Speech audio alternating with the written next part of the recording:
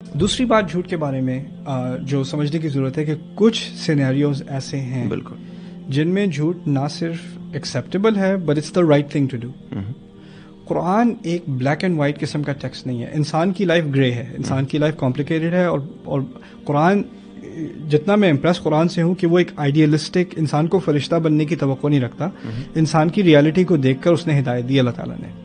فرض کریں حدیث میں بھی آتا ہے کہ اگر بیوی نے کوئی بہت ہی خراب ٹیسٹ کا کھانا بنایا ایک دفعہ, آپ نے ایک نوالا کھایا, پھر وہ پوچھتی ہے کیسا ہے, اور آپ کہیں بہت اچھا ہے, تو کہہ دو آسانی ہو کہہ دو بہت اچھا. لیکن اس کا جو دل رکھنے والی بات, کبھی کبھار دل رکھنے والی بات, کبھی کبھار کسی پر رحم کر کے جھوٹ بول دینا, یہ بھی کوئی بات نہیں ہے. والدین آپ سے پوچھتے ہیں کیا مسئلہ ہے, آپ کو پتا ہے امی کا بلڈ پریشر کا مسئلہ ہے, ابھی آپ کی آج جاب چھوٹی ہے, ٹھیک ہے, آپ گھر آئے ہو, بیٹا کیا ہوا ہے, کچھ پریشان سے لگ رہے ہو.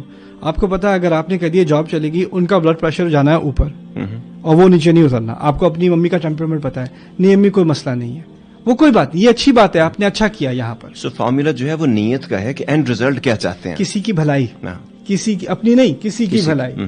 لوگ مصلحت دیکھتے ہیں تو کس کی اپنی دیکھتے ہیں. اب میں آپ کو ایک قرآن کی مثال دیتا ہوں, میری فیوریٹ ایگزامپل ہے. اگر میں آپ سے کہوں کہ کسی انسان نے کسی اور انسان پر جھوٹا الزام لگوا کے اس کو اریسٹ کروا دیا, اس کو جیل میں ڈلوا دیا, آپ کہیں گے کہ یہ اچھا کام ہو ہی نہیں سکتا. کیسا انسان ہے جو کسی پر جھوٹا الزام لگوا کے اس کے خلاف اسکیم کر کے انیسنٹ آدمی کو جیل میں ڈلوا دے. یوسف علیہ السلام نے اپنے بھائی کے ساتھ کیا کیا ہے, جھوٹا الزام ہی لگوایا ہے نا. اگلی آنے والا جو اس کی تکلیف ہے اس کو ان کو جیل میں دلوا دیا گیا. ماکانہ لہو ان یاخذہ فی دین الملک, ان کے لیے ممکن نہیں تھا کہ وہ اپنے بھائی کو جس بادشاہ کی کانسٹیٹیوشن میں وہ رہ رہے تھے وہاں الاؤ نہیں تھا کہ باہر والے رائل پیلس میں رہ سکیں.